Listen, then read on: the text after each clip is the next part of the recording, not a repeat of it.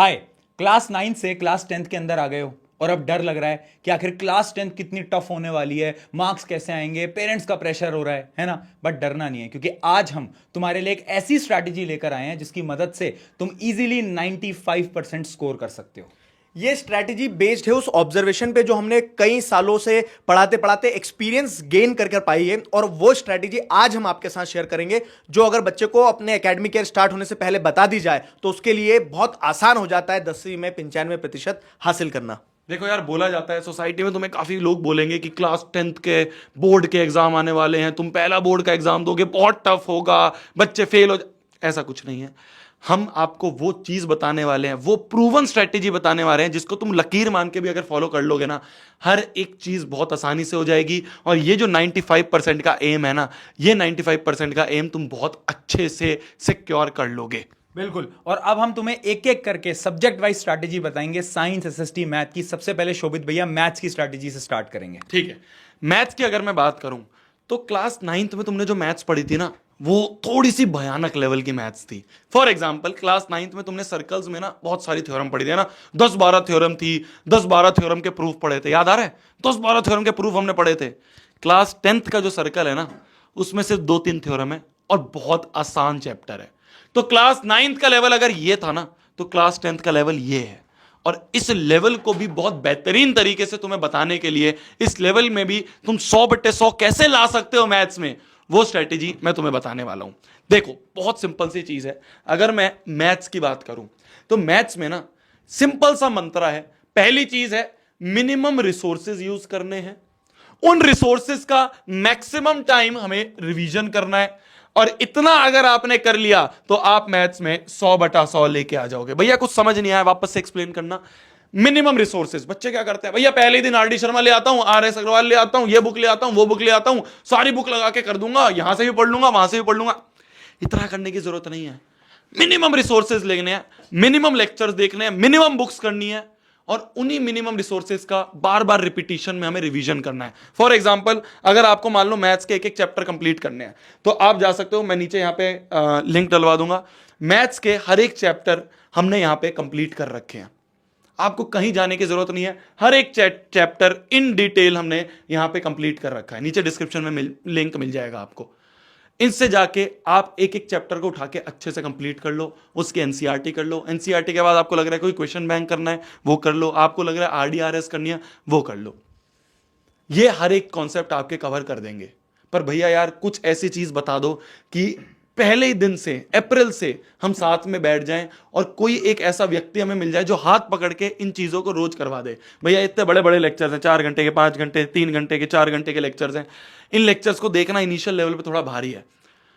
इसके लिए आपके पास आता है आरएम बैच, वो लेजेंडरी बैच जिसने हर साल टॉपर्स दिए हैं। पिछले साल का रैंक 1 जो है वो नेक्स्ट टॉपर से आया है। ये आरएम बैच जो है ना, आप बिल्कुल फ्री में आप हर चीज यहां पे कंप्लीट कर सकते हो, यूट्यूब से हर चीज कंप्लीट कर सकते हो। बट फिर भी अगर आपको एक ऐसे व्यक्ति की नीड है तो पहले दिन से हाथ पकड़ ले और भाई आखिरी टाइम तक, बोर्ड के एग्जाम तक आपके साथ रहे, तो वो जो सॉल्यूशन है वो है आरएम बैच। बहुत जल्द आने वाला है। मैथ्स मैं पढ़ाऊंगा, साइंस आपके प्रशांत भैया पढ़ाएंगे, लाइव पढ़ाएंगे हम लोग, एसएसटी आपके दिगराज सर पढ़ाएंगे, लाइव हम लोग पढ़ा रहे होंगे। और उस लाइव क्लास में जो है ना, हर एक चीज को हम इन डेप्थ कवर करेंगे। फिर आपको कोई बुक लेने की जरूरत नहीं है, कोई आरडीआरएस, कोई क्वेश्चन बैंक लेने की जरूरत नहीं है, सब चीज हम उस बैच में करवाएंगे।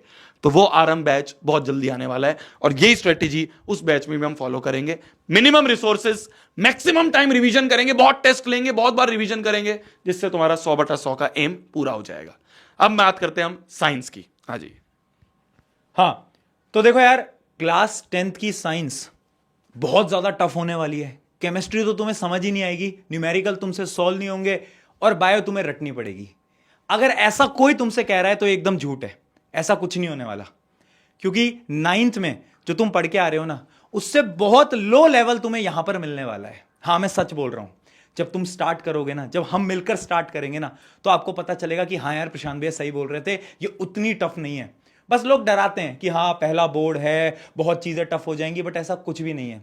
बस एक चीज याद रखना, मैं एक स्ट्रैटेजी तुम्हारे लिए लेकर आया हूं, लेकिन पहली चीज है कि स्टार्ट अर्ली।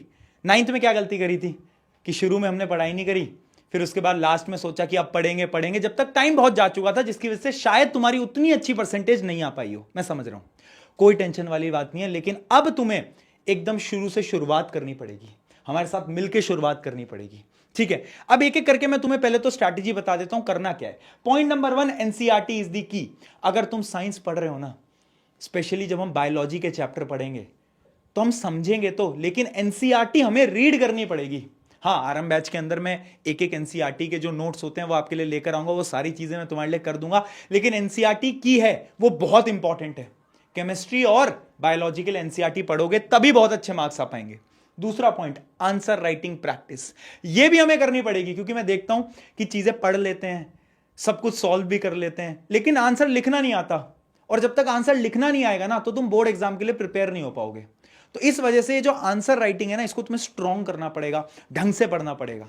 उसके अलावा ट्रस्ट योर भैया। देख, मुझ पे भरोसा कर, है ना। तुम्हारे सीनियर से तुम पूछ सकते हो, साइंस उन्होंने भी मुझसे पढ़ी थी, तुम भी पढ़ के देखना, तुम्हें बहुत मजा आएगा। तुम्हें अगर एक बार देखना है जाके, तो मैं तुम्हें एक बार दिखा भी देता हूं। यहां पर यूट्यूब पे अगर तुम जाओगे तो एक पूरी की पूरी प्लेलिस्ट बना रखी है साइंस की, जिसके अंदर वन शॉट, हर एक चैप्टर का डिटेल्ड वन शॉट बना रखा है ना। 1.5-2 घंटे के वन शॉट्स हैं, सारे चैप्टर्स एकदम डिटेल में पढ़ा रखे हैं। अब एक बार वो जाकर देखना, आपको समझ आ जाएगा कि कैसा मैं तुम्हें पढ़ाता हूं और मैं कैसा तुम्हें मैं पढ़ाने वाला हूं, ठीक है। लेकिन अगर तुम्हें शुरू से शुरुआत करनी है तो तुम्हें बता ही दिया शोभित भैया ने कि आरएम बैच इज हेयर, वो चीज तुम्हें याद रखनी है, ठीक है। इसके अलावा एक पॉइंट और है जो कि है टाइम मैनेजमेंट।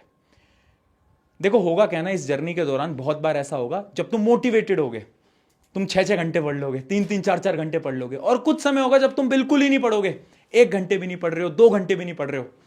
तो वहां पर ना टाइम मैनेजमेंट बहुत इंपॉर्टेंट है।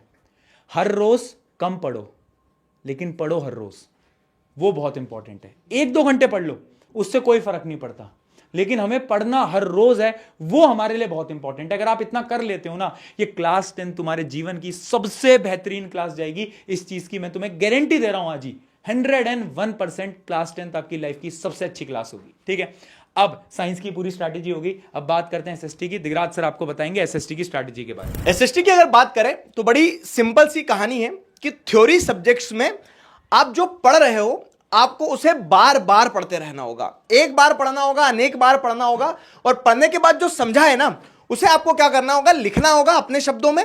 और जब आप लिखना सीख जाओगे तो उसे जांचना होगा टेस्ट के थ्रू, प्रैक्टिस के थ्रू।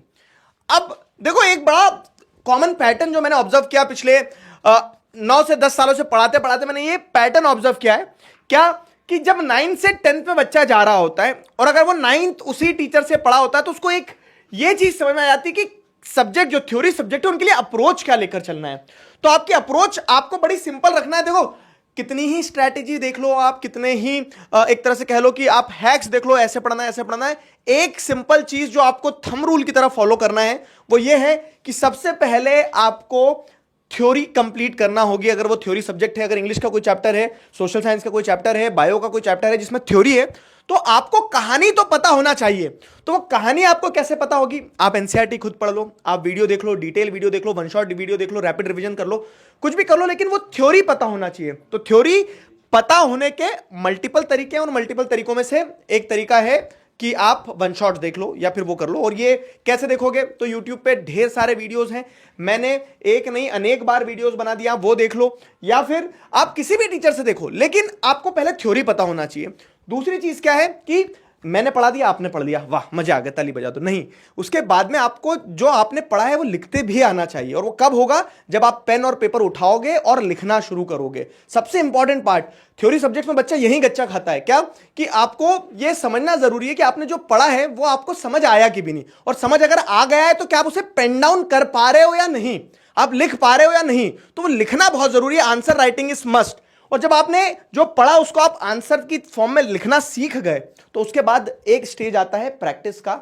और वो प्रैक्टिस का स्टेज बड़ा सिंपल सा है, क्या कि एक भी टेस्ट नहीं छोड़ना है, चाहे वो यूनिट टेस्ट हो, चाहे वो क्लास टेस्ट हो, चाहे वो दोस्तों के बीच में हो रहा एक नॉर्मल सा टेस्ट हो, लेकिन टेस्ट नहीं छोड़ना है। जब जब आप टेस्ट स्किप करोगे तब तक आप अपने डर से भाग रहे होंगे, और डर से जब तक भागोगे डर तब तक भगाएगा। ये सिंपल अप्रोच है, इसके अलावा कोई अप्रोच नहीं है। इन 3 चीजों पर अगर आपने फोकस डाल दिया ना अपना, तो आई बेट यू ऑन दिस कि आज तक आपका सोशल साइंस जैसा भी रहा हो, आगे सोशल साइंस में 1% भी दिक्कत नहीं आएगी। अब अगली बात अगर करें तो ये सारा सब कुछ आपको कैसे मिलेगा, तो ये सिंपल चीज है कि आपको क्या करना है, आपको जैसे ये दिगराज सिंह राजपूत वाला चैनल है, इस चैनल पे मैंने बताया थ्योरी पढ़ना है, तो थ्योरी के लिए आपके रैपिड रिवीजन, वन शॉट सब कुछ है। आंसर राइटिंग में दिक्कत जाती है तो आंसर राइटिंग की भी सीरीज पूरी बना के रखी कि आंसर कैसे लिखना है अच्छे।